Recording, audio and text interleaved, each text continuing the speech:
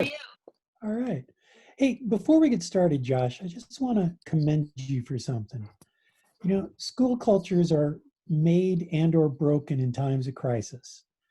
And the letter you sent to staff and the support you put out there for staff was wonderful. You did a great job with that. And it's going to go a long ways towards continuing the good culture that you created. You're here. You're here. Thanks a lot, Larry. That means a lot. So Yeah, you yeah. did a good job, man. Thank you. Okay, are we ready to call the meeting to order? I believe so. Okay, taking attendance. I believe all the board members are here, minus Gershom. Is that accurate? I'm here. I think we need to do an actual roll call. Isn't that what Nick explained to us in the earlier meeting? Yeah, I think that's what it is for the documents. Yeah. I am recording. If I could make a request on behalf of people who keep such records, could we also state the date of the meeting and that it is the board meeting? Oh, good idea. Hey, this is the regular board meeting of Ceiba Public Schools. It's Tuesday, September 1st, 2020. And we're taking a roll call vote, a roll call attendance. Larry, are you, Larry Valabi, are you present? I am present. Olivia Madrigal? Present. Mary Navas? Present. And it looks like Gershom Boris is absent. He did not communicate with me, so I'm assuming he'll probably join us shortly. I'm guessing. Sounds good. And in terms of staff and guests, we have Mr. Mike Rich, Ms. Rachel Berg, Mr. Daniel Ornelas, and outside of the school guests, our esteemed consultant, Mr. Nick Driver, and our representative from DMS, Ms. Valerie Rogers. Does that cover everybody? It does. And Mr. Riff is recording this. I am. As stated earlier. So welcome to everybody. We'll go into public comment. Is there any public comment that someone would like to make as to an issue that's not on the agenda?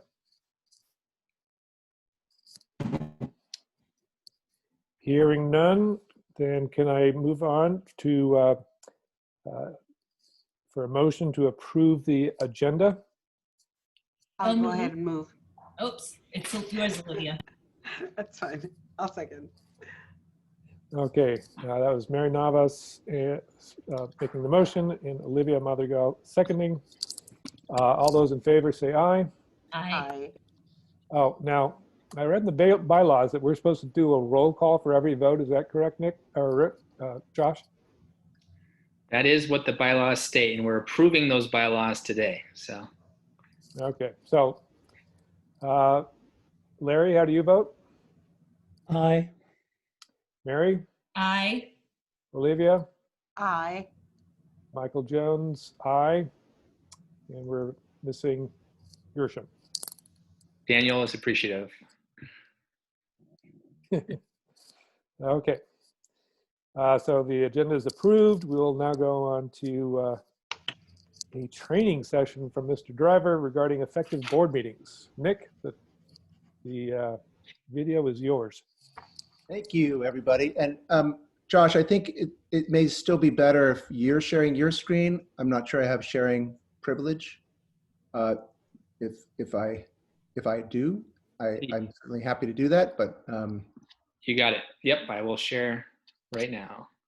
Thank you. And can I just ask, because I know I had mentioned that I can only be here for a little bit for the action item. So I don't know how long the training schedule for. I apologize. I couldn't open my agenda.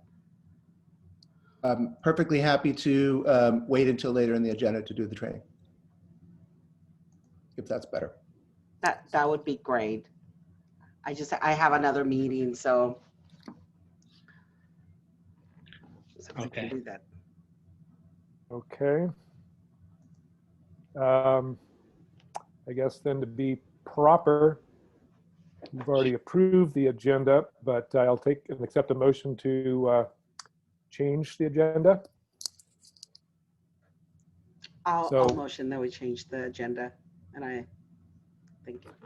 I'll second And to move. got a motion is second. Larry, how do you vote? Aye. Olivia? Aye. Mary? Aye. Michael? Aye. Okay, so we're going to change the agenda to put the training after the any items that we need to vote on. So at So this point, Josh, I'm going to turn it over to you to see how we should proceed. great. So we have two options we can do. We can put the training towards the end. We do have action items and reports. Would it be advisable, Olivia, for us to go right into action items and then we follow that with reports and then the training at the end? Is that ideal for your schedule? Yes, it would. I would appreciate that. Okay.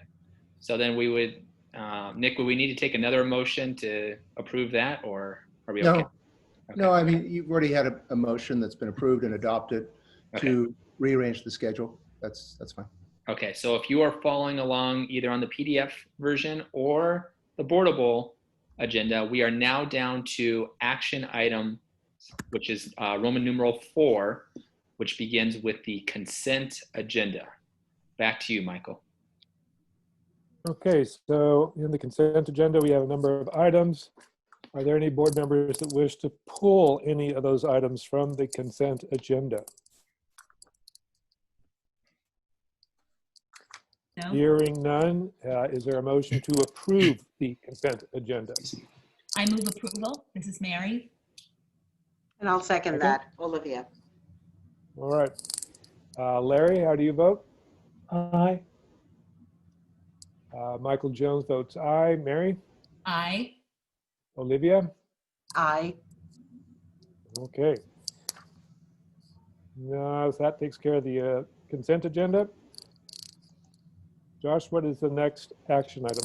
The next item, action item is what we just discussed a few minutes ago, and it's the Ceiba Board of Director bylaws. These bylaws will go into our charter submission, and they essentially are the rules under which we operate as the Board of Directors for Ceiba Public Schools 501c3.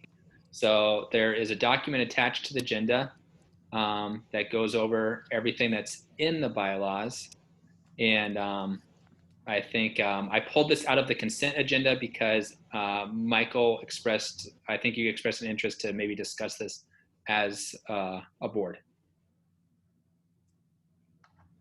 Yes. I think the main thing I wanted to do was to emphasize to everybody the importance of becoming intimately familiar with the bylaws. And has everybody had a chance to review them? Yes. Does anybody have any questions? My only question, and yeah, so my only question is under purpose on the front page, because it just says, the principal purpose is to create and support a high network. So we are looking at a network of schools then. Is that a fair thing to say? That is, no, so this is a great catch. That is a wording that we should correct to say we are looking at a school. Right. For a network. Plural. Yeah. So I think this is the time to make those corrections. And then if the board feels that that's an appropriate correction, I can do that before I finalize these bylaws. I would just add that that's certainly appropriate to be approved with an amendment, and any other amendment that any board member wants to make and is voted on, you can do that at the same time.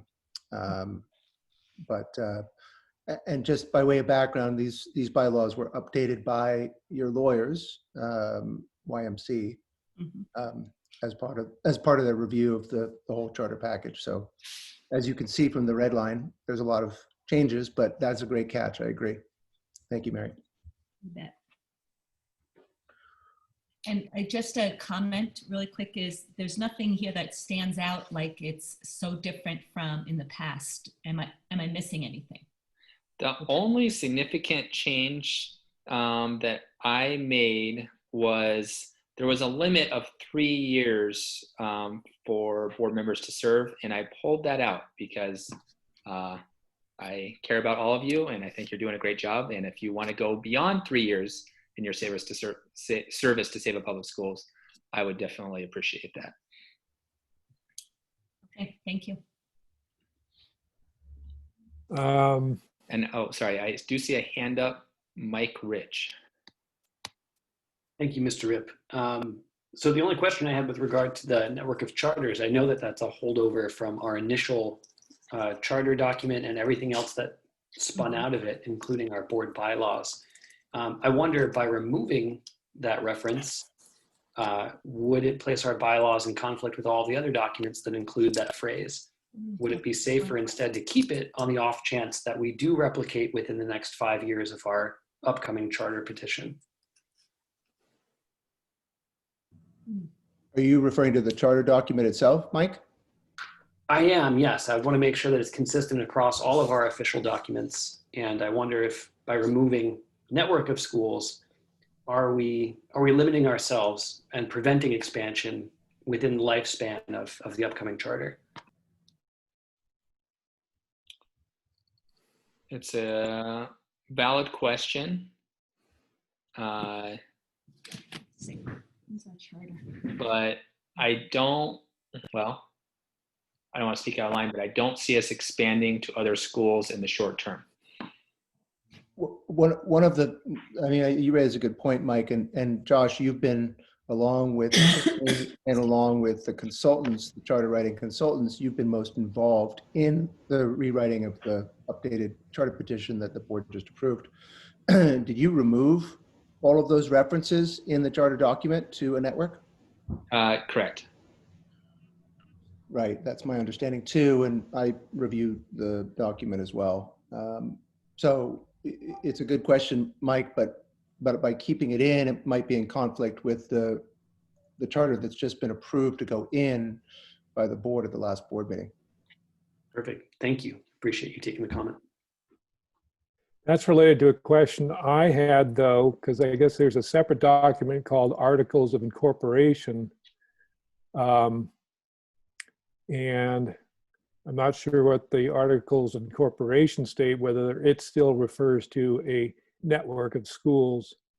But in the bylaws, in 5.2, it says the Articles of Incorporation may be amended by a majority of the board at a meeting duly held, blah, blah, blah, except that no amendment shall change any provisions of any charter governing any charter school operated as or by the corporation, or make any provisions of the Articles of Incorporation inconsistent with such charter, the charter bylaws, or any laws.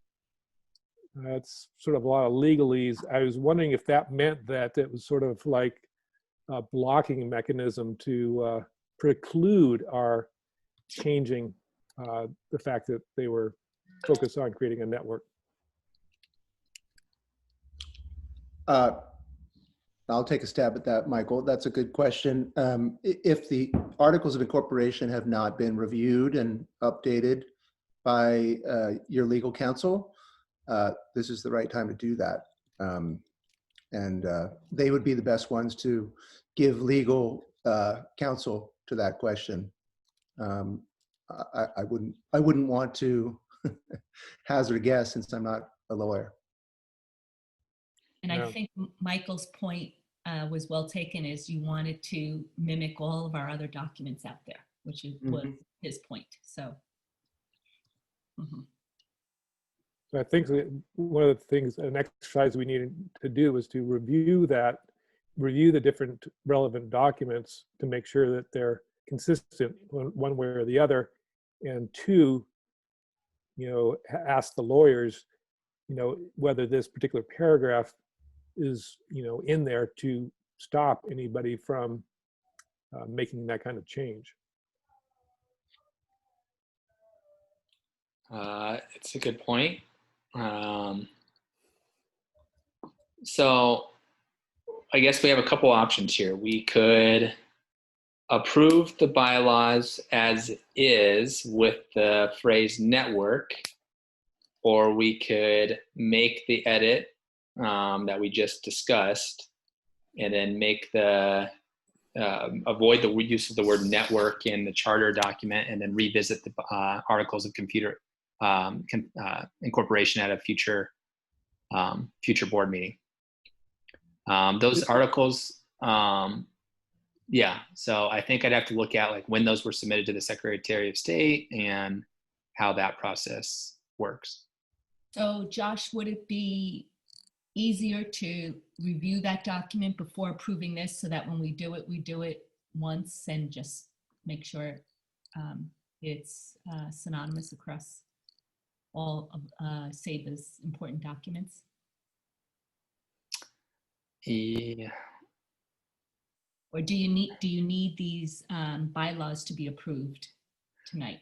I do want to get these bylaws approved tonight because I would like to include these in the charter submission. Okay. I really want to interject here. I feel like we're getting caught in the, for example, this is always stated we have a network of schools, even though we do not. So I think by accurately describing what we do have, we wouldn't be violating any type of rule or anything like that in these bylaws. In terms of the choices you laid out, Josh, those are two obvious choices. There may be another one that the board is comfortable with, and that is directing you to make the change that has been suggested by Director Mary Navas, as long as your legal counsel is okay with it or aligns all the other documents to make sure that they're legally compliant. So instead of approving exact wording, I think the board doesn't want to get in the habit of approving, word changes, because that's what lawyers are for. But they could direct you to, to go back and make sure that the articles, for instance, are in alignment with the newly updated bylaws. Okay. And that would mean that you wouldn't have to come back to another meeting if it wasn't deemed necessary by your lawyers. And if they do say, you need to change your articles of incorporation too, as Michael pointed out, then you would just have to have another meeting to do that. And any other, as Mike pointed out, any other document that's not currently in alignment with the newly approved charter and the newly about to be approved bylaws. Does our charter refer to a network? No. Not anymore.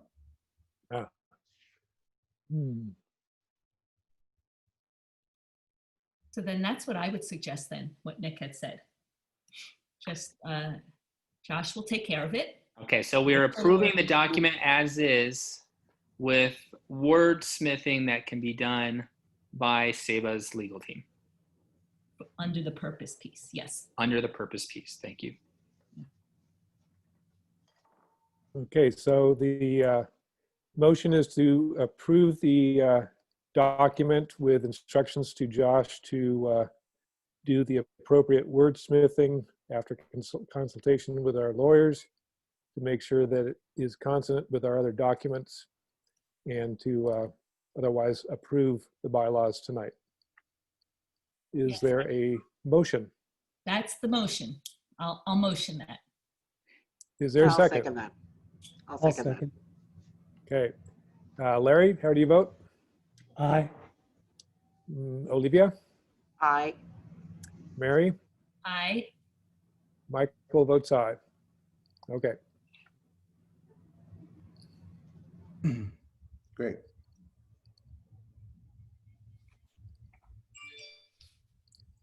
Next action item, Josh? Okay, so the next item on our list today is, oh, what's my page here?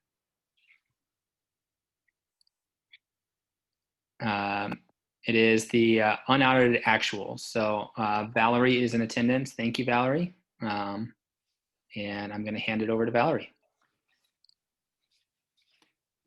Good evening, everyone.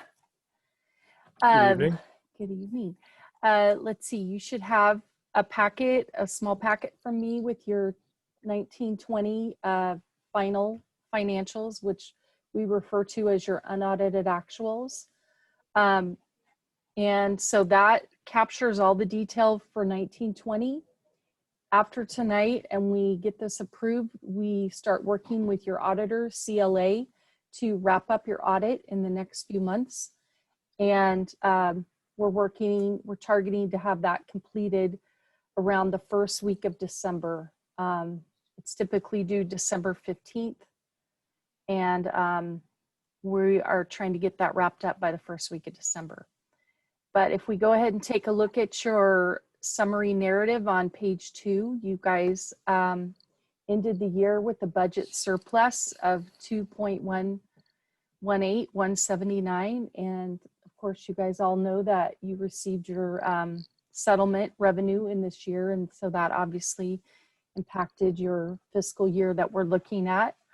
And so when we take a look at this compared to, as you guys might recall, what we had to do in 1920 was we typically have a first interim budget and a second interim budget, but we also made what we called the March DMU, and we kind of referred to that as like your third interim budget. So I'm using that as a benchmark to compare where you ended up with. So it's a little bit lower than projections, around 200,000 lower. And that's because we had to take care of some prior year accruals that we needed to adjust for. And you also had expenditures that were lower than we anticipated. So overall, you ended up with a net revenue of the 2.1 million. Your fund balance is 7.5 million, the 75369,939. That is, you're in a really good position. That's 103% of your expenditures, of your budgeted expenditures, and we like to see that you have at least 5% set aside.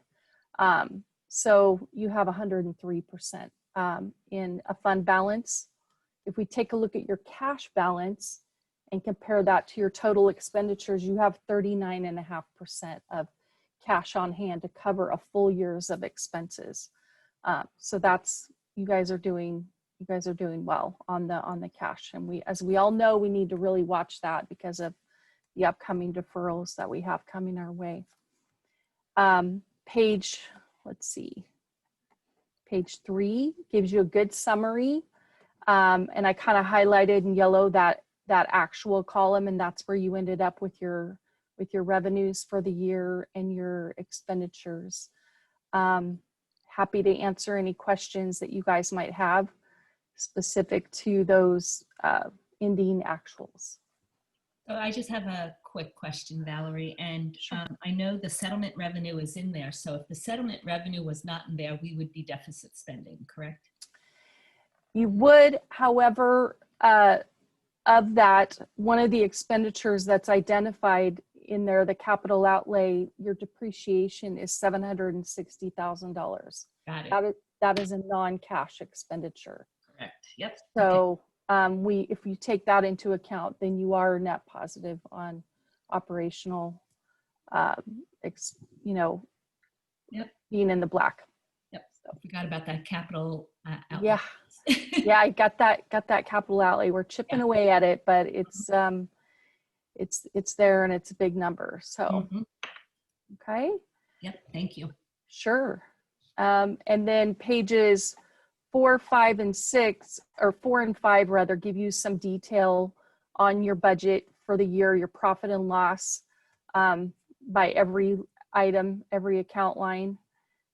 Happy to address any questions that you guys might have on the detail sheets. And then the page 6 is your balance sheet. So that's showing you, your cash on hand, and then your accounts receivable is your AR. You had some prepaid expenses, and then you have your building asset that nets out at the $3.6 million. And we are depreciating that over a 10-year schedule. Then you have your liabilities and your loans that you have there. We do still have the PPP loan shown as a liability, you might notice. So overall, a really good, strong picture. And we are looking forward to the months to come here. And the next report that I'll be giving you will be next month. I will give you a report that'll have 2 months worth of the first year's expenditures that we'll take a look at. A monthly financial snapshot next month. So Valerie, what happens? This seems sort of like Alice through the looking glass. Picking up on what Mary said, this is sort of an unreality because it includes the settlement money. Right. If the settlement money was not in there, and hopefully we're keeping that separate in terms of how we deal with it. We are. What would our reserve be? Well, your reserve, I mean, you were able to recognize that revenue. I know you guys set aside of your reserves, 971,000 of that is set aside for the final completion of your building repairs. So you have a total of 7.5 million in your total fund balance. 971 of that will be used in this fiscal year to repair your building. And so that will come out of that cash balance. But again, you'll start getting revenues in. So, I mean, your net assets are going to just be depleted by the 971 for the final building repair, and then you're done.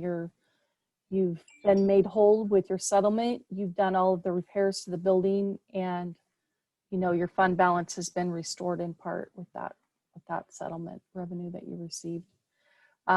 Your net assets will continue to depreciate over time as we take that $700,000 plus depreciation every year over that 10-year life cycle. So eventually, the asset that you have, your building tenant improvements, the 3.65 million, that will become fully depreciated over time. So that will draw down your fund balance. And In terms of, oh, go ahead, Michael. So another question would be, what is the impact of the PPP? That was a bunch of money that we got that we used to pay people, which means we didn't have to use other money to pay those people. Yes. Yeah, I understand it's on the books as a liability right now, but I guess it stays as a liability for 1920, and then come the next fiscal year, when it gets forgiven, how will it appear then? This fiscal year we will apply for forgiveness, and then it will be recognized as income.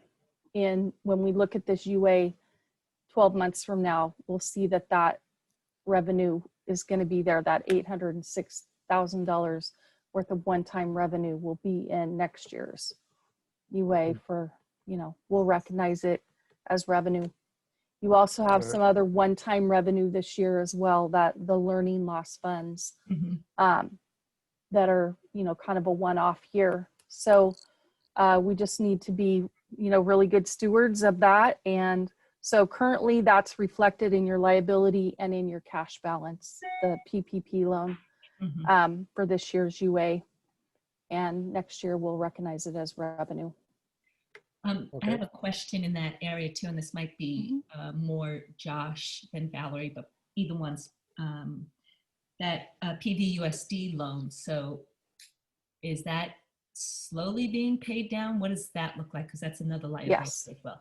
Yes, absolutely. That was a 10-year note that you guys took out when you did your tenant improvements, and there are quarterly payments made on that. They are approximately 50. I actually had your schedule up here. I think it's like 45, right? Or 54. It's $52,256 that we pay quarterly. Quarterly.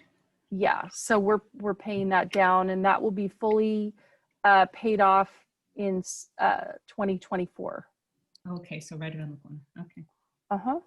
And the PBUSD loan, same thing, 10-year term, paid off in September of 24. Those were both taken out when you guys did all the improvements to the building. In 2014. Mm-hmm. Okay, so I have another kind of big picture question. So Ceiba, like other school districts, went to remote learning March 13th, right around there. And you would expect savings. So basically your savings just really was in the services, because your salary and benefits pretty much was taken care of, because you had to take it care of. So basically that 131 is your savings from not being in operation for several months. Is that fair to say? It is. And that's, yeah, that was the goal when we amended our budget after the second interim budget. When I worked closely with Annie to kind of identify whatever services and material budgets we can kind of see savings for in anticipation of deferred or revenue cuts from the state. We worked pretty diligently, and to be honest, seeing the unaudited actuals show that was kind of a surprise to me, even how much less we actually spent. Okay, thank you. And I have one other question. Sure. So we get this this unaudited actual report from DMS, but is there any reason why we don't get the actual short form that accompanies that cover sheet that is signed off on? I'm just curious, because it's a 3-pager and it probably looks exactly like DMS, but yes, you're welcome to have that, the alternative form. Yes, the alternative form. Yeah, that was submitted to Josh. I think the cover page itself is actually in the agenda. Yeah, the cover page is, but the actual oh, you mean the file that gets filed, I think the board members should see what is actually getting filed at the county level, which is not what DMS has. I could forward that. We have that. If you want to send them that PDF with the name, the name of the CDS code, it might be good so that they know this is exactly what is being filed at the state level. Well, definitely, and it absolutely ties out to all these key numbers, but we can absolutely provide that. Do you have that, Daniel, or would you like me to send that? I have that, and I'll send it. I'll copy you as well, Josh. Okay. Thanks. And can you capture that in the minutes as well, Daniel? Yes. Thank you. Okay, I think that's it. Thank you. Great questions. Love it. Thank you for being on top of it, by the way, Mel. Oh, sure. I was excited to see, I was very happy with these ending financials. So it's a good thing. Any other questions or comments? We received an email from the county going over how it needs to be submitted, the numbers that need to be showing. And thankfully, Valerie had already done all of those things. So it makes the process that much easier. So we're very appreciative of your service. Definitely. Hey. Okay. Fantastic. Thank you. Okay. Hearing no other questions, is there a motion to approve these unaudited actuals? I will I will make the motion to approve the unaudited for 1920. Mary moves. Is there a second? I'll second. Larry seconds. Larry, how do you vote? Aye. Mary, how do you vote? Aye. Olivia, how do you vote? Aye. And Michael Jones votes aye as well. All right. What's next, Josh? Okay, the- have a great evening, everyone. Thank you, Thanks, Valerie. Valerie. Okay, Valerie. bye-bye. So this is a follow-up to our previous meeting. If you recall, we had a hearing at our previous board meeting where we had 4 parents come in to share their views on Ceiba's learning continuity plan. They, along with our school site council, parent leadership, staff, and administrators all gave input to our draft learning continuity plan, and the final document is attached here awaiting your approval. Does anybody have any questions for Josh or any of the staff regarding the learning continuity plan? Just out of curiosity, Josh, the areas in the plan, are those dollars supposed to total what funds you're supposed to be getting, or is it just where you plan on spending it? The learning loss, because getting that learning loss mitigation funds is dependent on getting this passed, which you know. So I'm just curious if it's supposed to equal out to the learning loss mitigation funds, or there was a number of ERMs, learning loss mitigation, and a couple other federal categoricals. We were looking at those closely when we were coming up with those funds to make sure that we got over the total amount for each of them. So yeah, we did account for specifically the learning loss mitigation funds and some other funds as well. okay, perfect. Thank you. Mhm. It looks good. Any other questions? Is there a motion to approve the learning continuity and attendance plan? So I'll go moved. ahead and move. Oops, sorry. That's okay. Who wins that one? Olivia, Okay. it's all hers. We have a motion from Olivia, second from Mary. Larry, how do you vote? Aye. Mary, how do you vote? Aye. Olivia? Aye. And Michael Jones votes aye as well. Okay. Next up, we have the Ceiba due diligence board calendar. We had planned out meetings through December, and in the proposed calendar that we have here, I have the first Tuesday of each month going through June, and I wanted to confirm that at a meeting so I could let everyone know and get those calendared out at our school. The one area that I think, and I put this at the end of the agenda, is our December 1st meeting was still scheduled for December 1st, but I would like to propose that we move that to December 2 weeks later, December 8th or December 15th. So that is why this is on the agenda. I will need to check when my first interim board meeting is. Okay. December. So I'll have to let you know on that one. Okay. It works for Interim me. and audit. Mhm. And Josh, I shared with you that I have another board meeting on the third Tuesday, which I believe is the 15th. So Okay. That And doesn't work another for me. option, yeah, is we might just have to have one on the first and then follow up with another one at a later date. That will work for everyone, and we can do that at a later meeting as well. So I guess without deciding on that today, this shows us continuing with the first Tuesday of each month from January through June of 2021. Looks good. any questions? Works for me. Is there a motion to approve the calendar? I'll go ahead and motion. We're trying to wait and give everybody else a chance. I know. Go I ahead. think that was Olivia. Olivia won that one, and Mary seconded. Larry, how do you vote? Aye.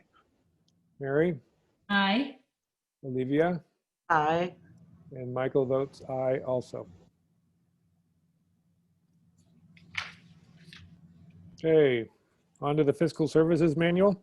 That's accurate. So this is a manual that gives Ceiba staff specific rules regarding handling money, making purchases, budgeting and cash flow, traveling and expense reimbursement, and basically gives us really specific guidance on what to do and what not to do in each of those areas. And that's contained in this fiscal services manual that we obtained from Delta Managed Solutions. And I've reviewed it with Valerie, and she's in agreement with the information in here, and I'm asking for your approval. Any questions regarding the fiscal services manual? Yeah, just out of curiosity, and this maybe from your auditors, how are they handling ASB? Because there's a new ASB rule coming up, and just in general, because the reason why I ask is because we have a difficult time with our ASB at where I'm at. And so I'm just curious, if there's any issues or concerns, like tally sheets and all those other things that they need. So just out of curiosity.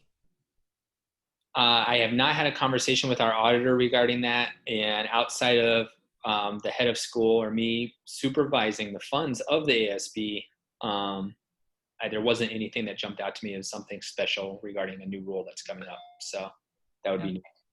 Well, yeah, I think I've seen that. I think that's something we do need to discuss with our auditor. To kind of give background on what we've done in the past is I work closely with our coordinator to make sure that we document deposits and any kind of transactions that go to and from any type of ASB funding account. And we've also set up special codes with DMS to track those as well. Do you have to, when you have your ASB meetings, they have to approve items that are to be expensed prior, and get them to sign off on the minutes and that kind of stuff, all of that? I don't think we've gone to the level of detail where we have it in ASB minutes, but we do have, we have like I guess one of the ASB, I'm totally blanking on the position name. Treasurer. One of the treasurer review the invoices that go, or like the requests that go to us for payment. Okay. So we've tried to implement that in the past, and it sounds like that's going to have to be something we continue doing, and we run through our auditor as well to make sure that we're following any updated guidelines. Well, I know it was going to be starting in the 1920 year, but I believe they pushed it out just because of everything going on at the state, but where you're going to have to start incorporating ASB funds into your finances. Okay. So that is something that was supposed to happen in 1920, but it will be in 2021. So just keep an eyeball out on it, and I can send you information if you wanted. Yes, please. That would be great. Okay. Maybe we could have Josh, you talk to Valerie about those new requirements and bring us back a report at a future meeting. Yeah. Mm-hmm. So that we're all up to date on what's required there. Yeah, I appreciate you bringing that up, Mary. That's a good catch. Alrighty, is there a motion to, any other questions? No, I just said otherwise it looks really good. Good. Okay, a motion to approve? So moved. I beat you, Olivia. Mary got that. Is there a second? I'll second that. All right, Olivia. Larry, how do you vote? Aye. Mary? Aye. Olivia? Aye. And Michael Jones votes aye also. Okay, moving right along to the Family Student Handbook.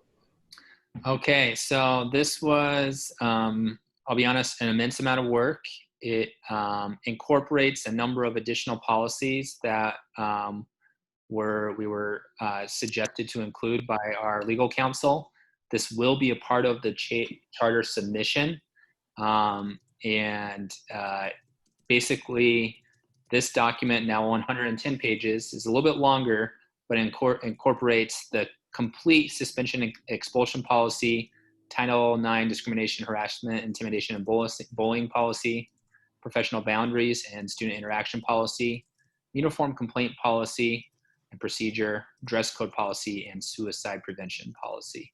In total, while those are 6 that are specifically contained within the handbook, there are, at last count, 24 policies that are referenced in this document. And so FYI, I will be bringing some policies to the board in October that need to be updated. And legal counsel also suggests that we have all of our policies reviewed every 5 years. And so that's, I think this is probably about the time when a lot of these policies are reviewed. Okay, so I have a few questions. Okay. I thought it looked great. I didn't read it all.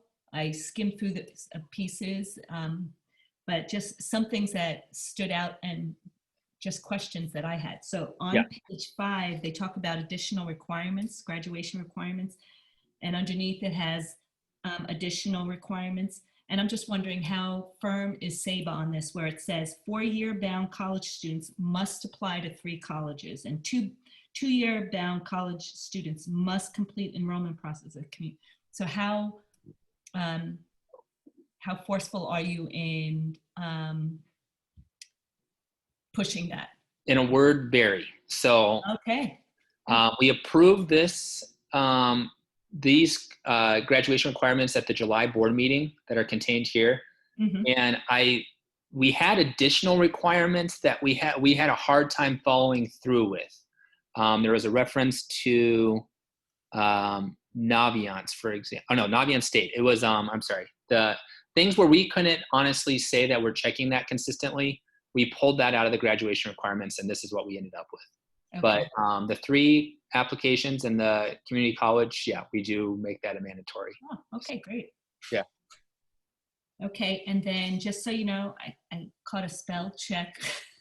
On Oh. page 18 in one of the titles, it says process for students not in attendance to start he school year instead of the school year. So just, Thank you. you're welcome.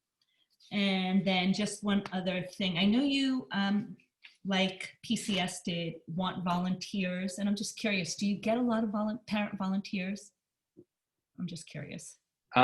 We do. When we're in session, we actually have quite a few. We have a number of intersections around the school for crossing students, both before and after school. And there's a lot of parents that volunteer in there. The number of ways you can volunteer is somewhat limited, but we do have parents eager to complete their hours by either attending meetings, helping with crosswalk, or helping out with events is the third big way that parents contribute. So it could be helping with setup for a dance or a festival or activity. And I saw throughout that area to let everybody know that it is voluntary. So, because I know that's always been an issue. Mm-hmm. Strongly suggested, but not. Strongly suggested, yeah. Yeah. Okay, those were my questions. Thank you. Mm-hmm. Any other questions for the staff regarding the family student handbook at 110 pages? All right, is there a motion to approve? Oh, I'm sorry, Mike, did you have a question? Yeah, I was just wondering, Michael, what your favorite page was. I like the one with the 110. graduation requirements. Josh and I had a conversation about the idea of students having to apply and how they figured out who was going to a 2-year college and who was going to a 4-year college. But I think we got that I can read your voice in that page, yeah. All right. Any other questions? Okay, is there a motion to approve the family student handbook? So moved. Larry got in there, good. Second? Okay, I'll second. I'll second. Too late, I was first. So Michael seconded. Larry, how do you vote? Aye. Mary, how do you vote? Aye. Olivia? Aye. And Michael votes aye as well. Moving ahead to, Michael, yes. just for the record, it looks like Mr. Torres has entered, so Oh, you might want to note that in the minutes. And also, he is able to vote on any items that he's heard at the meeting. okay, I didn't notice that. Gershom, welcome. I am very sorry, everybody. I got a call at work and then I totally forgot about this. And to make things even better, I was having issues connecting. The password it wouldn't take until I finally resend the link to my phone, and well, now here I am. So I'm very sorry for all this. Well, glad you're with us. Don't worry, Gershom. We have a lot of work that we assign to you. That's what happens. All right, well, punishment. Gershom, I didn't notice when you came on, were you here for that discussion about the Family Student Handbook? No, I just logged in like within like 2 minutes. So you guys were just talking, you were very appreciative of how many pages the document, the handbook has. So, so that's kind of the only thing I've heard so far. So Nick, for him to be eligible to vote, would he have had to be online for the whole Yes. presentation? Yes. Yeah. I think it's appropriate that just the four of you vote on this one, which you just did already, and that Mr. Torres would vote on the next item if there is one. I have him in the minutes that you joined it for this item, and then I'll make the amendment up above that he joined at this time. All righty. Let's move on to the Ceiba Public Schools Foundation, approval of a new member. Okay, so for this one, with Annie stepping off, she was also a member of the foundation, and I spoke with the current and only board member, Terry Sebastian, yesterday for about 30 minutes, and we agreed that it would be ideal for me to step into the role as being a member of the Ceiba Public Schools Foundation Board. Josh, could you give a brief rundown for the new board members as to what the foundation is and what it does? Yes, so the Ceiba Public Schools Foundation is a separate nonprofit 501c3 whose purpose is to basically be a fundraiser for all of the initiatives and supports that we want to provide to our students. So the foundation has always provided both scholarships and end-of-year activities, ceremony monies for students who are graduating from Ceiba. And then there's always been a push to try and do more in the area of fundraising. And that's what I would like to explore stepping into this role as a new board member.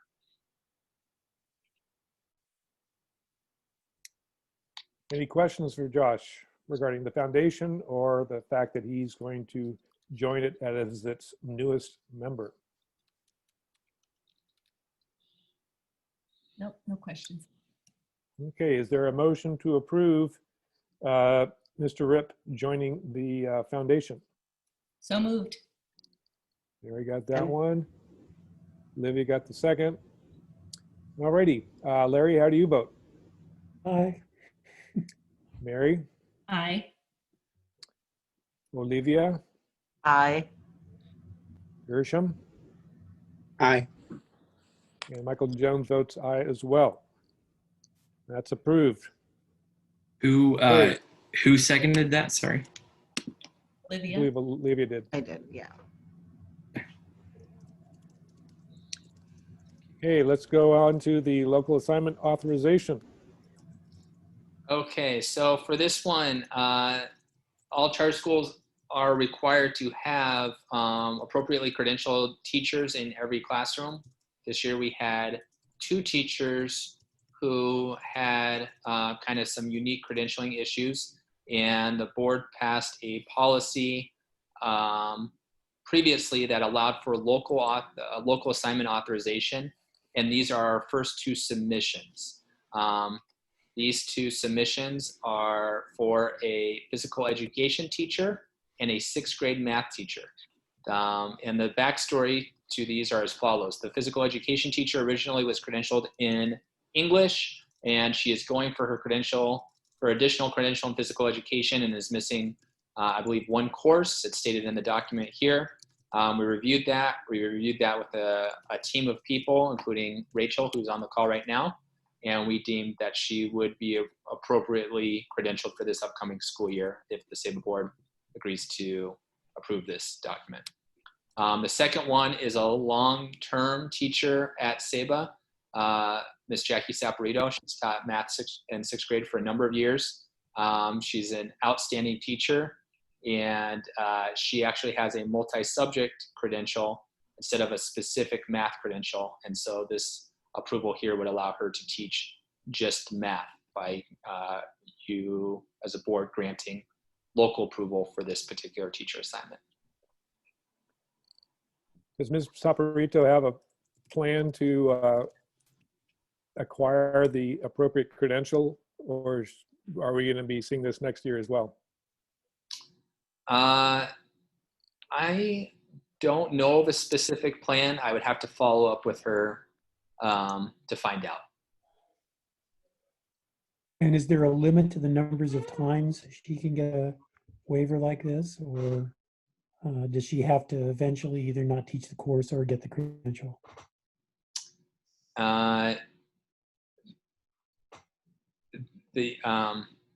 So as far as I know, this local assignment can be completed annually. But there are other like emergency credentials that can only be granted for 1 year.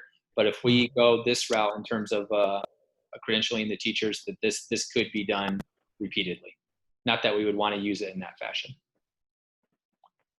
So is our plan then to encourage her to get the appropriate credential? Yes. Good. Any other questions regarding the authorizations? Just a quick clarification. So for the PE piece, it's for what teacher, Rachel? No, I was going to say, okay, it's for Heidi, because for some reason I got confused. Okay, got it. Okay, just double checking on that because I thought initially you had said Rachel, but.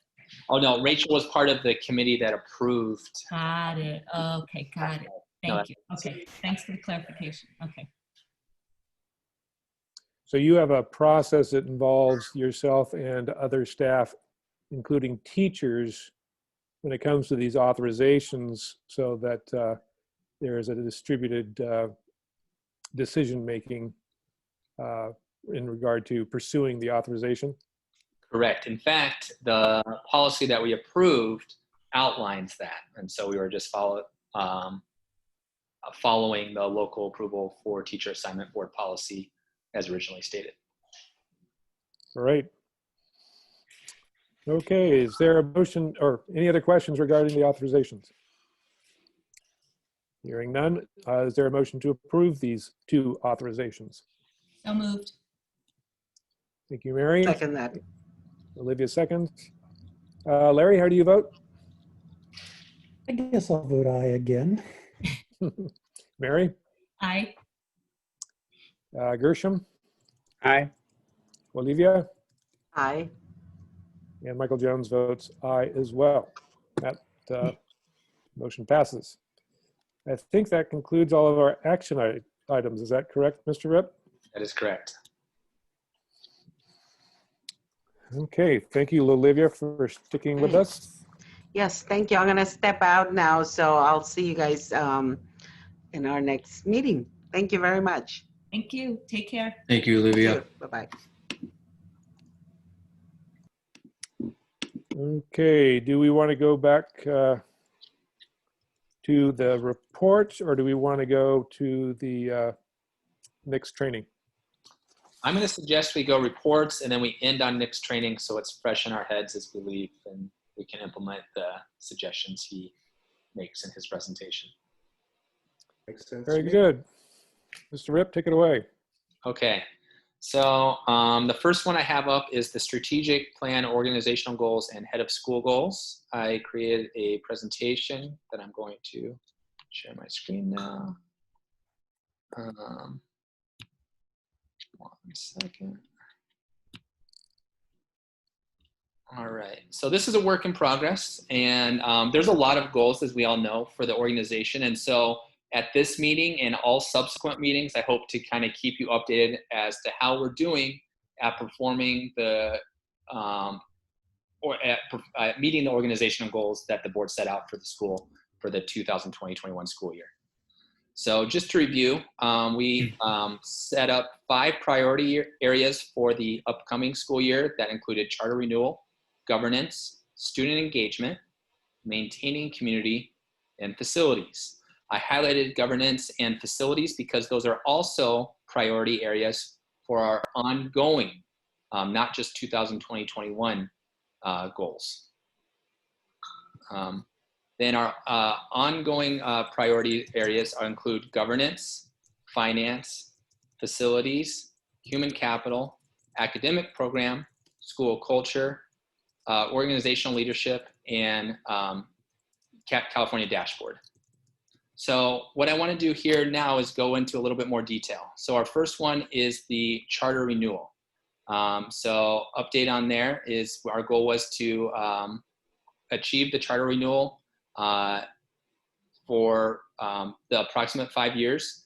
We wanted to get that done by January 31st of 2021. Have the memorandum of understanding approved by June 30th of 2021 and no conditions. And so no conditions added to the renewal of the charter.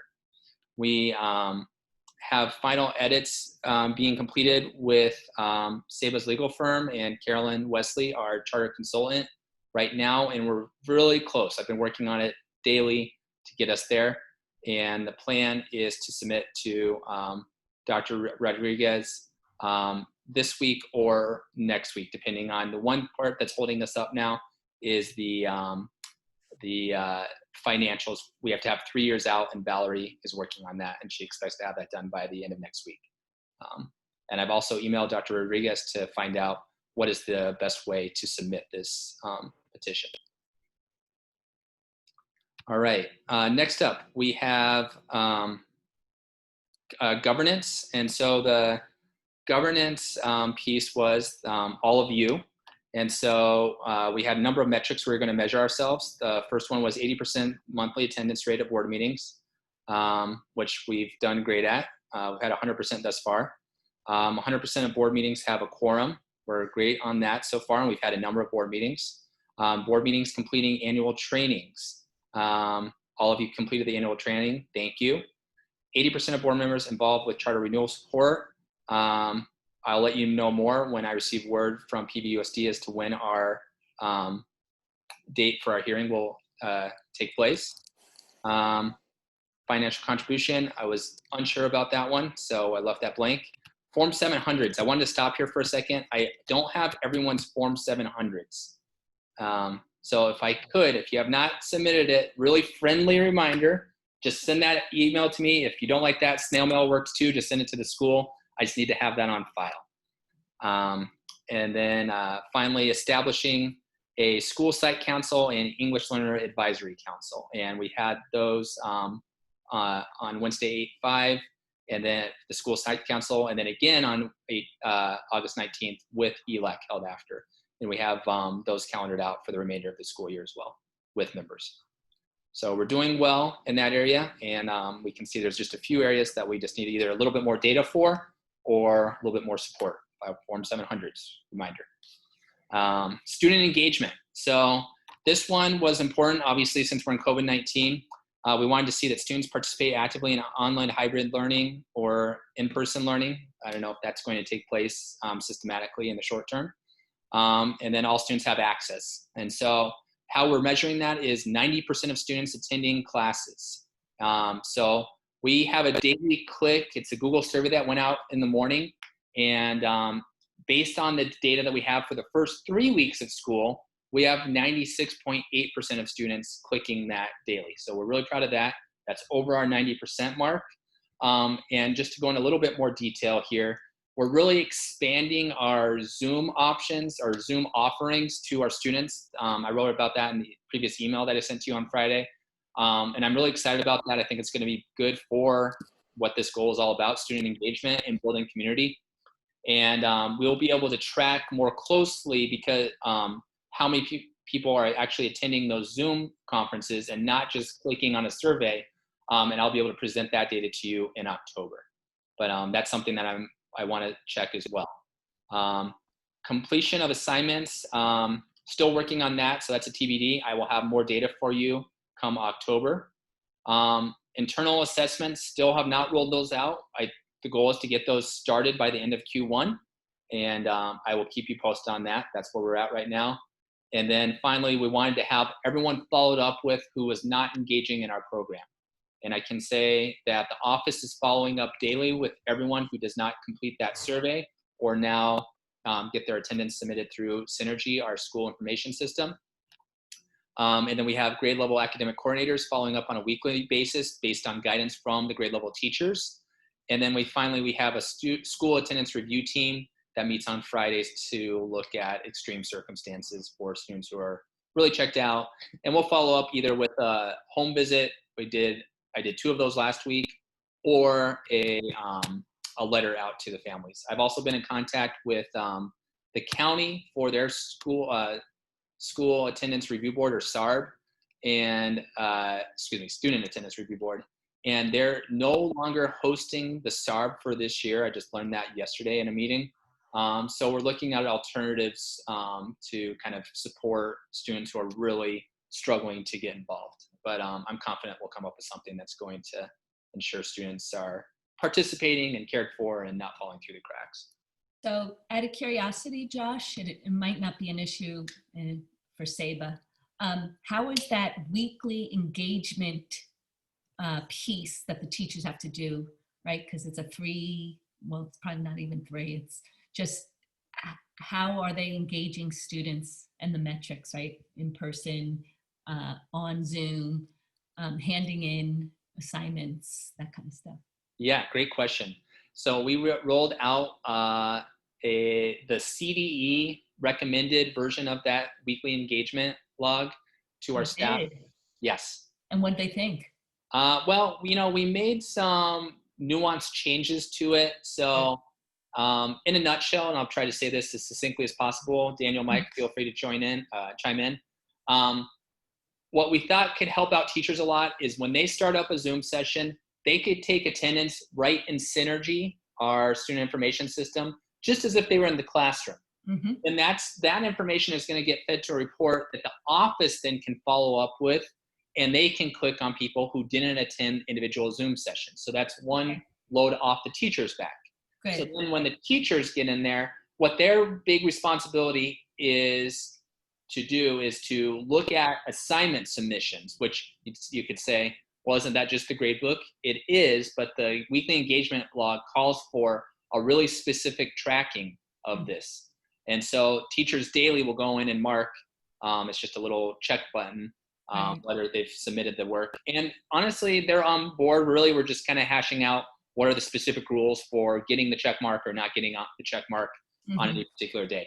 But the good thing is, culturally, we've bought into it, and it was kind of a trade-off. We were doing these daily clicks before that no one was a big fan of in their grade books, which they were also not a big fan of. And now they just got to spend a little bit more time with this weekly engagement log. I know, because sorry, I cut you off. No, that's fine. I know, because when I had initially seen it and our curriculum director had seen it, it was pretty intimidating. 4 pages long for one student. So I know for us, they came up with a different kind of method, but I was just interested in what Ceiba was doing. So, okay. Yeah. And I'll include a screenshot of it for my October presentation. So, All right. Okay, and that's where I'm going to stop now, and I'll revisit this on a regular basis with you all, and we'll eventually get through all of the goals that are listed in our organizational goals that we adopted in August. Any questions? Josh, I kind of just wanted to point something out, not so much about the students' surveys, but the surveys that the parents have been receiving, or at least the ones we have been receiving. Some of those links that either get sent via text or via email are not functioning, like they're not taking you anywhere. A suggestion that you might want to talk to the person that does them, or to the person that does the IT for the school, add some text after the link, like a thank you, by some other word after you guys submit the link, because I'm afraid that's what is giving the problem. I haven't heard anything from my son as far as having issues with links, but from our experience and a couple of other parents, they do have that. Just as an FYI. Thank you, Gertson. I can actually speak directly to that because I sat down with our parent engagement coordinator, who's been sending many of those links via text message and email. And we did find that it was a problem with some automatic translation that was being done when sending to families that speak Spanish or Arabic or Portuguese. And so our new method, similar to your workaround of adding text at the end, we'll send a descriptive text first. So please click this link to view back to school night videos, for example. We will send that separately. And then in a follow-up message, we will paste only a short link, less than 20 characters long, so that there's no chance it gets cut off or truncated. So apologies to you and all the parents on that, because that must have been really frustrating. Yeah, it was starting to get pretty frustrating. But yeah, no, so thank you for working on it then. Absolutely.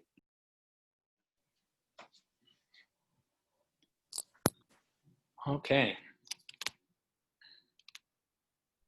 So this concludes the organizational goal update. I'm going to stop my share here for a second. And then I'm going to go back to the agenda. And the next one up was school update.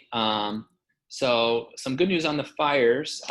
Everyone that had to evacuate is now returned home, including Rachel, who's on this call. Yay. And distance learning, we already talked about that. We're just increasing the amount of time that students have to interact with both each other and their teacher. Now it's on a daily basis. We also sent out back to school night videos to all the families so that they could view those and meet their teachers through just clicking on a link. Gershom, were you able to see the back to school night video? Yes. Okay. Yeah, we did. All right, thanks. All right. So Josh, just out of curiosity, did you have a lot of families that were displaced? Just out of curiosity. To be honest, as far as I know, no. I did hear families who were hosting people who were displaced or pets, but more staff was displaced than a family. Okay, got it. Mm-hmm. Yeah, I'm sure up in your area, Mary, it's been a lot more impactful. So, all right. And then I'm going to pass it over to Daniel for the operations report. Great. I don't have an enrollment and attendance report.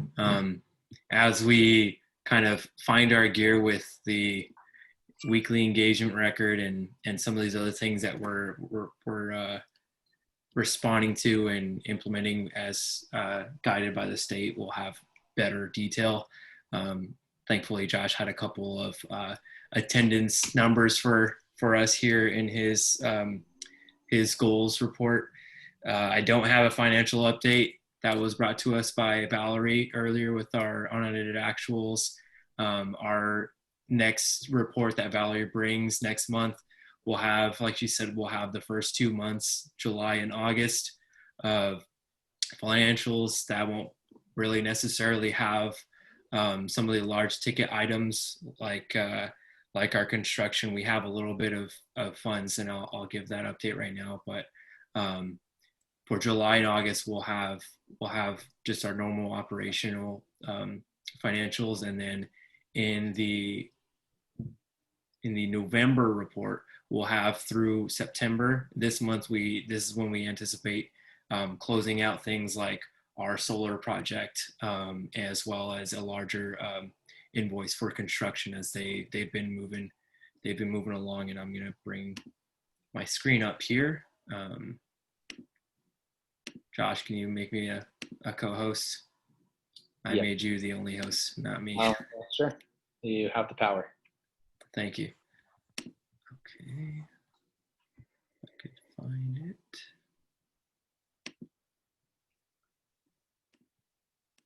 There you go. Okay. It's pretty quick. We continue to meet weekly on Tuesdays with our construction team on site for Josh and the architect / project manager and the contractors. socially distanced, of course. What's happened the last couple weeks is they've started right here. They had already started removing the windows and doors on the side where we have our turf near our parking lot. They had already started that, but by the time I presented an update last month, what they've done since is they've pretty much removed all of the previous framing in there, and they actually put in a curb that's a part of the process of preventing water intrusion, and they started to put up some of the metal studs in there. So after that, we're kind of waiting for the new doors and new windows to come in. In the meantime, they will be continuing to work on, I don't know if you could see it much here. Let's see if I can zoom. Nope, I can't zoom. But down below here, this is the other side of our building on the bottom right-hand corner. That's the other side of our building where they've removed the wooden frames. And they're starting to work on clearing out all the bottom so they could pour in the curb there as well. So they're moving actually ahead of schedule. They still project to complete at the end of November. We haven't come across many issues. The only change order that we've had thus far is a change order as a credit to us for fees paid to the city that were under budget. So thus far, what we've paid as a part of the repair is one invoice for $57,000, and that was for services from our contractor in July, or I think in August. Next board meeting, I'll have an update with expenditures for continued services through August, as well as some of the project management architectural services. So as of right now, we have around 900,000 remaining from our restricted funds. So we'll continue to monitor that, and we'll continue to meet with them every week. They've been very transparent about safety and about the schedule and any things that come up. So that concludes. Go ahead. Sorry, I keep cutting people off. My apologies. That's all right. It's kind of nice to know that those change orders went in the right direction instead of wrong direction. Truly. Thus far, yes. Which is, I know with being on the Mountain School Board, we're finishing up our little over $2 million project, and we've had about 10 change orders. Oh man. Yeah, I know, but yeah, it would be great to keep those to a minimum.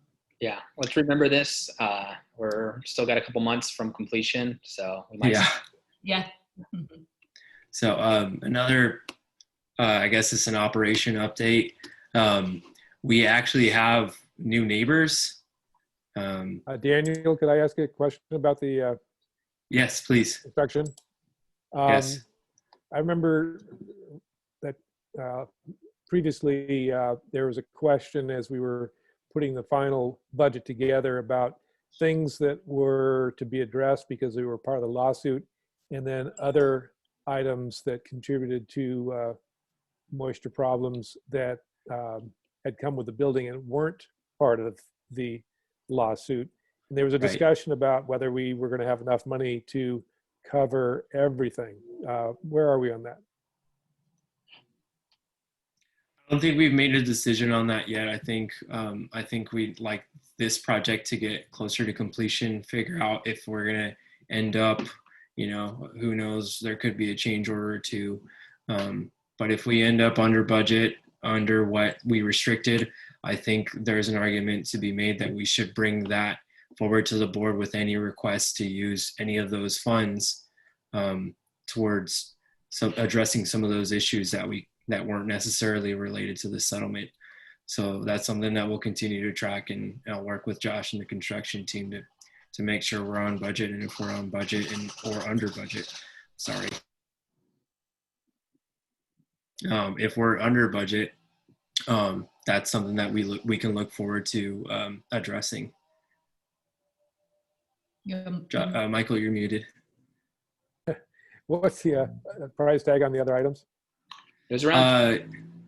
Go ahead, Josh. It was over 300,000. So, given our financial standing right now, we'll definitely explore it, but I don't know if we're gonna really push for that. We'll see where we're at in December. We can make a decision at that time.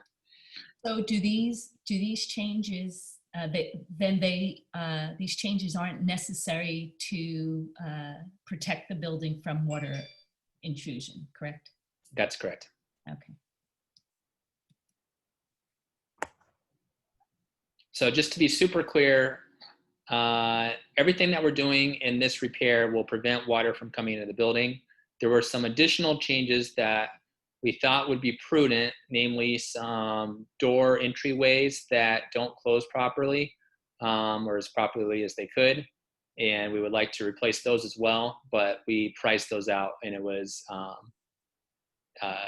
prohibitively expensive at the time. So we reduced the scope of the work to just cover water intrusion issues, and that's what we're working towards. Yeah, so I think the priorities will be, if there's any funds left, or if we do have to consider using funds outside of those settlement funds. I think a priority would, one, be preventing against water intrusion. Two, it would be school safety, or I'd argue for school safety first and then water intrusion after. But we can address that once we get closer. But it's good that you brought it up, Michael, because it does bring that forward. It does bring it forward for us to continue to monitor that as well. Okay.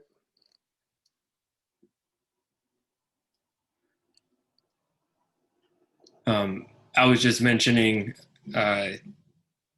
so we keep close tabs with our construction. We keep close tabs with messaging anything as needed to our landlord and neighbor. We just have an update that our landlord has sold their business next door, so they still lease the business next door. It's just a different way that we coordinate. So.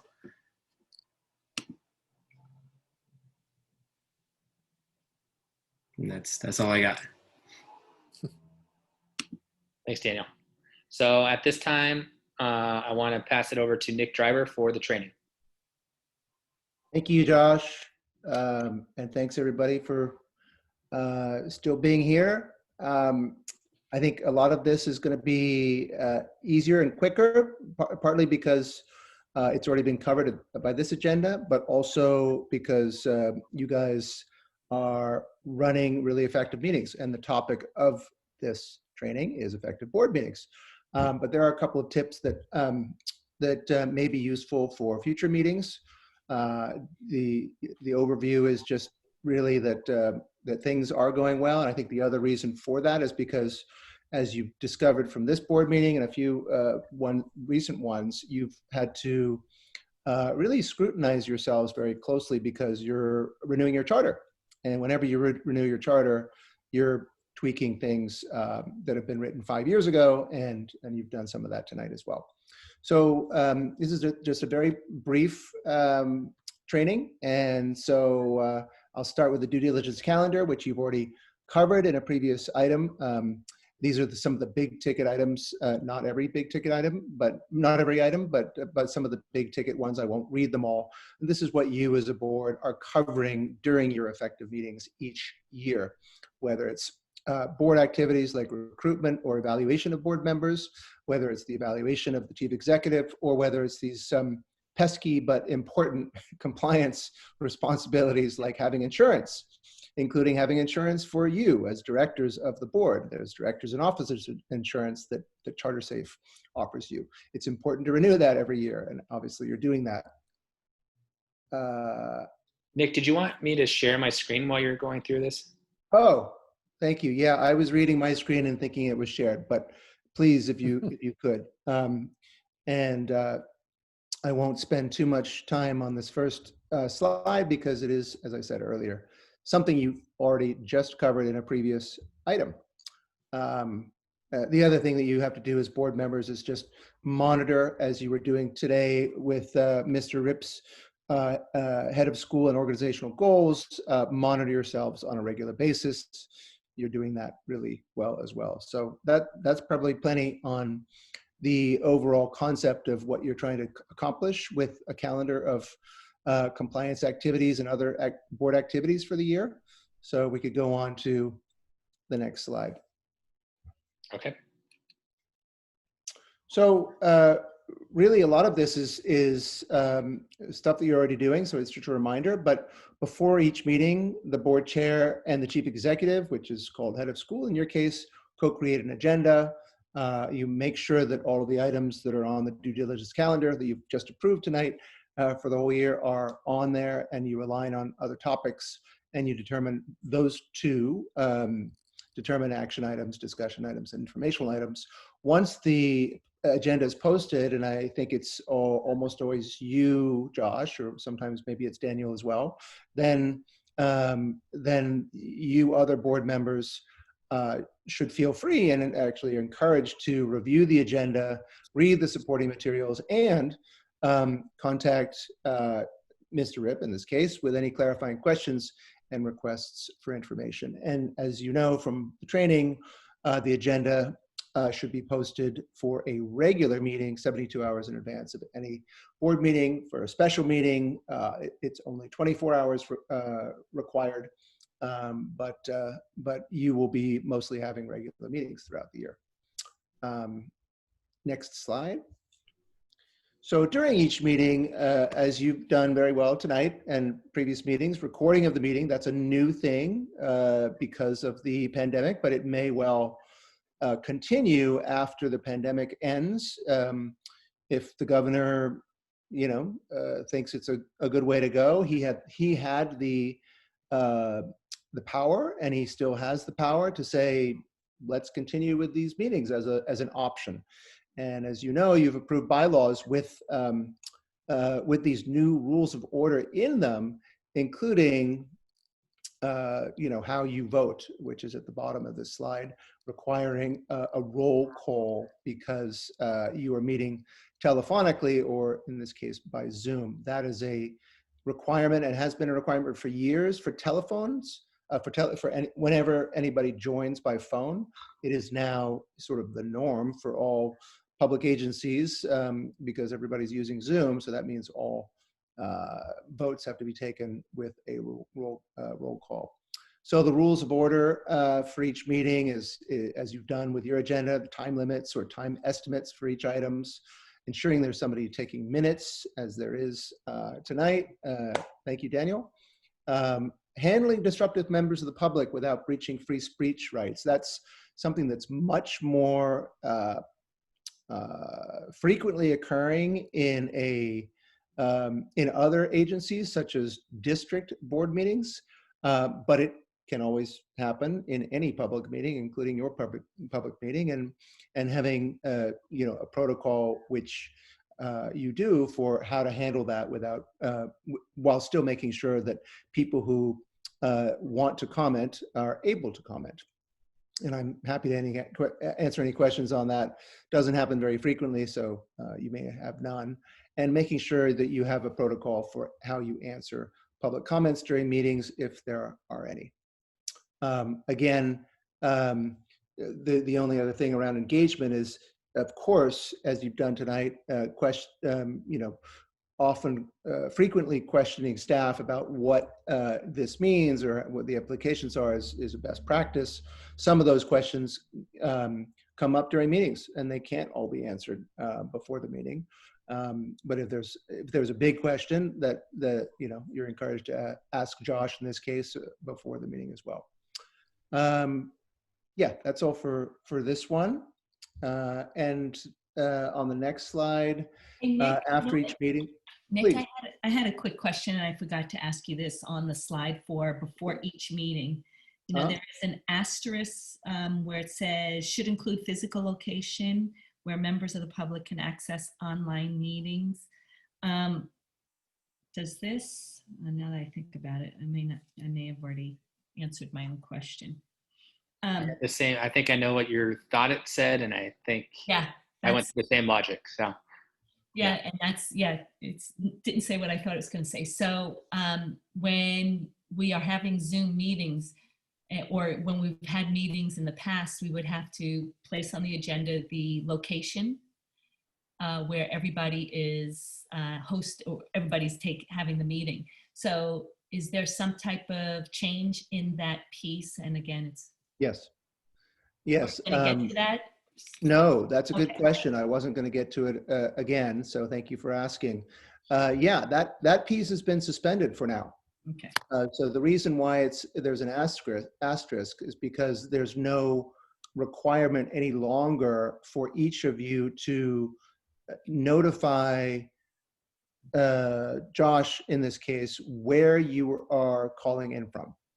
But potentially the governor, when this is all over, could go back to that, what was the previous order for Brown Act, which is whenever you are calling in, or maybe zooming in the future, but previously it was just calling in, you would have to post the exact location of where you were, whether it was a hotel room or whether it was your home or your office, anywhere else.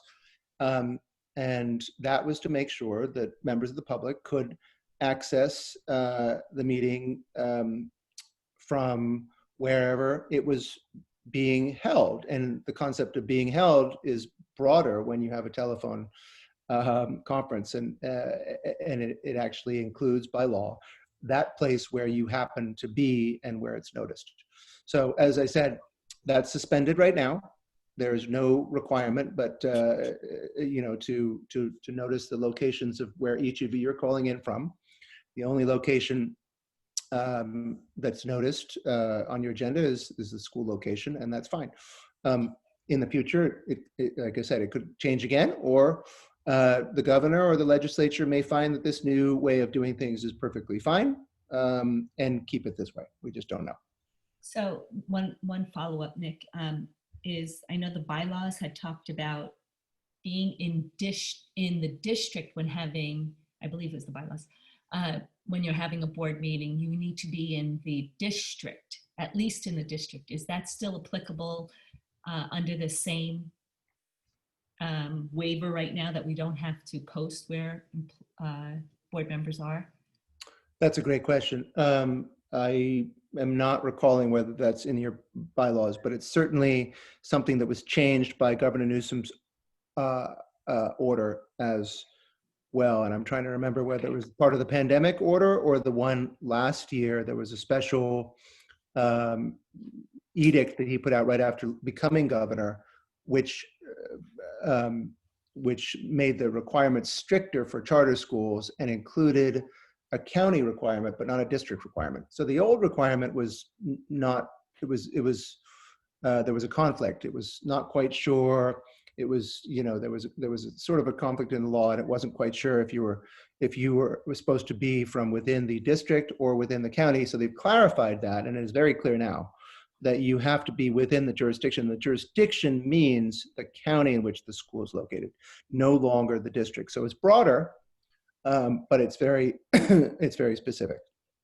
So I don't know if that answers your question, but that's better for any of you who are not located within PVUSD.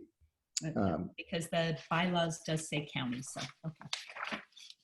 So Nick, my understanding, maybe this has changed with that action of the governor's, was that any charter school was open to any student in the state of California.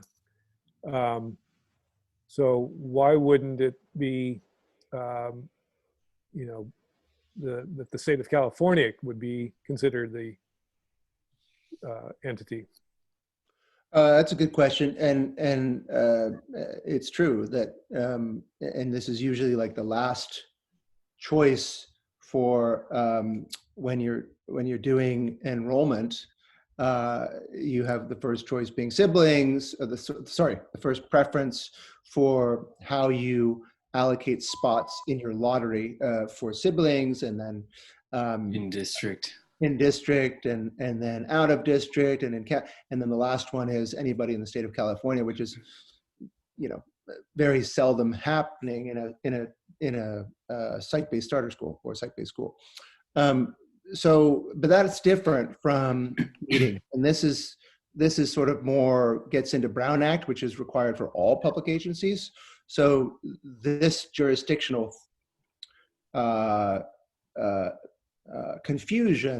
previous confusion was only around meetings. And because charter schools are schools of choice that can pull from students from anywhere in the state, there was a conflict. It was either silent or there was two laws that actually conflicted. So it was, I think it was SB 126 that made the clarification around the county rule, and that was last year, 2019. And so for meeting purposes only, the jurisdiction has been now unconflicted and is now very clearly the county in which the charter school is located. It's different if there's multiple schools in multiple counties, then it's the county where most of the students reside in. For your purposes, it is also, I need to say, since we're on the topic, it's not required that all of you are phoning in from the county. You just have to have quorum.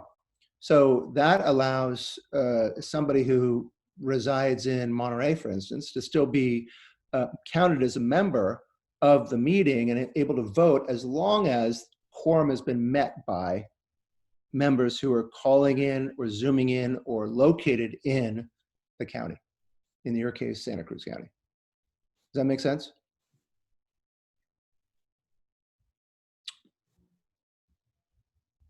Michael, you're muted.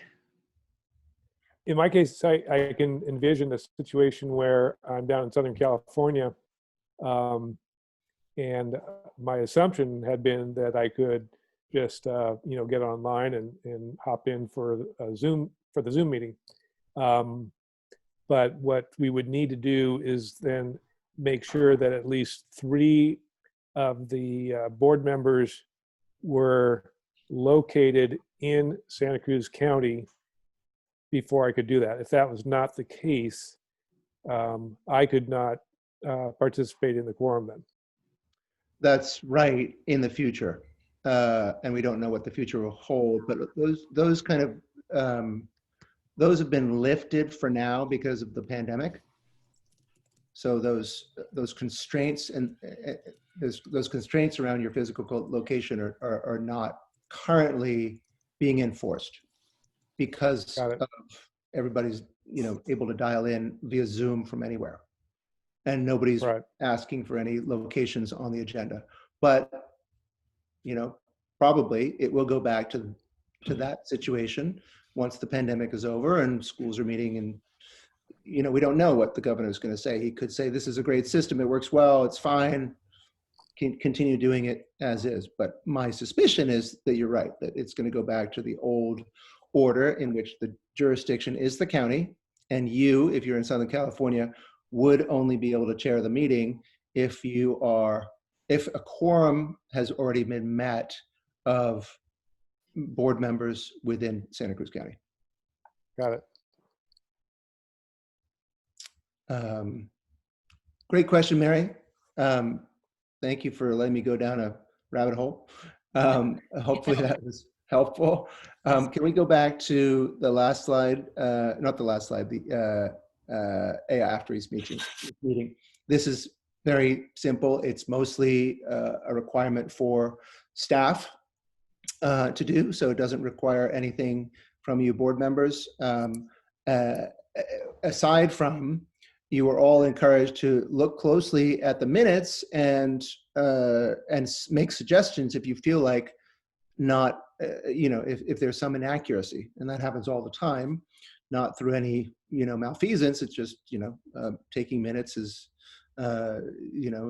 tedious, and you don't always get everything right. So that's a clear part of approving and posting the minutes is you want to make sure they're accurate, and so you can approve amended minutes and call for amendments at that same meeting where you're approving the minutes from the previous meeting. Okay, so just briefly, I want to go to an appendix if you don't have any more questions that just kind of wraps up kind of ties back into what Josh just covered with the organizational goals. Josh, can you go to the next couple of slides?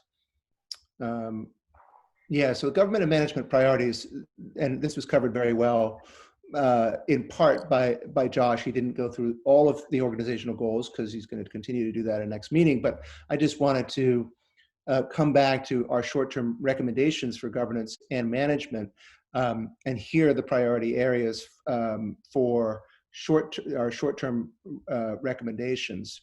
So they're all, being done very well. The executive transition's already happened. The navigating the COVID-19 impacts. Josh is getting executive coaching support, a combination of his coach from AXA and us. On the governance side, board training is obviously underway. And so that is happening. Charter renewal is clearly about to be completed in terms of the paper document. You've just approved another part of that tonight, and that'll be submitted probably in the next week. Strategic plan implementation, you've just looked at board goals, so that's right on track. And then the last piece around board committees, just to notice that most boards of your size don't have board committees.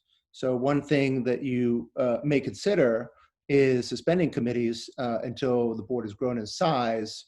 That's obviously something that would require board action. It's there's no legal requirement to have committees unless it's in your bylaws and you've just approved those, and they don't state that you have to have a finance committee, for instance. And just as a best practice, when you have a small board, having committees makes it harder to have quorum for those committees. So you might think about, doing that suspension until you have a greater number of board members. Just briefly on the next slide, long-term recommendations aligned with, the short-term recommendations. Academic program is obviously something that you have just approved in terms of the charter renewal, but the change management process to continuously improve your academic program is something that's not just in the charter petition written down. It's something that has to be continually implemented. Similar to that is school culture and operations, and making sure that there's a constant learning and change management system in place so that staff and board can continuously improve. On the finances, making sure that there's board and staff capacity. You've got good support from DMS as well as your staff to do that, and you've got great resources on the board as well around finance. So that is happening and needs to continue to be looked at. The strategic plan, establishing systems for monitoring and reporting progress against goals. You've already seen that happen earlier tonight. And then similar to the recommendation on the short-term recommendations, growing the board. Your bylaws that you just approved have a minimum of the number of members that you have now and a maximum of 15.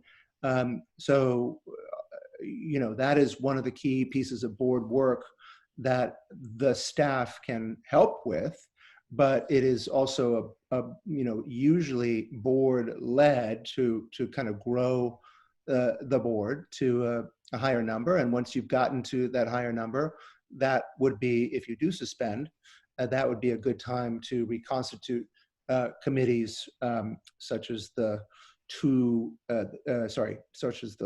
more than two. I think you have 5 committees right now, 2 that are somewhat active and 3 that may not have been active for a while. So that's the longer term set of recommendations. I wanted to go over that, not in too much detail because there's obviously, we're at the end of a long board meeting, but I'm happy to answer any questions about any of this. And as I said, you guys are running effective meetings. Thanks to Michael and Josh primarily, but also all of you board members doing a great job. And those are hopefully some helpful hints on how to keep the strategic direction of the school and its board going over the long haul. Well, Nick, I want to express my gratitude to you. It's been really helpful to work with you on a semi-regular basis in terms of making sure the agendas are appropriate and thinking through strategically what we want to do. So thank you. I think this was a thorough presentation. Do any of the board members have questions about either the short-term or longer-term recommendations listed here? No, I don't. It's pretty Looks good to clear. me. It looks good. All right. Okay. Well, then in that case, I think that concludes our meeting here. We do need to make a motion, but before we do that, oh, Nick, do I make announcements before or after the meeting is over? Aren't they on the agenda? I'm not looking at it currently, but They are. Yeah, let me pull it up. yeah, absolutely. Okay. The adjournment is really the very last item. Okay, so then I'm going to be reaching out to each of you to find out. We've got to figure out a date for that December meeting, and I really want to get that calendared out by the October meeting. So let's make sure that gets discussed and we get that agendized for the following meeting. And then finally, just I mentioned it earlier, but that Form 700, please submit that to me sometime soon. Thank you. All righty. Is there a motion to adjourn? So moved. Thank you, Mary. Larry, were you going to second? I did, yeah. I missed it. Didn't come through. Good. We have a motion and a second to adjourn the meeting. Larry, how do you vote? Aye. Mary? Aye. Gershom? Aye. And Michael Jones votes aye as well. Thank you all for being here tonight. Thank you, Nick, for your education. Thanks, And, everybody. Great board meeting. Have a Thank good you. evening. Have a good night. Hey, guys. Bye, everybody. Bye. You guys.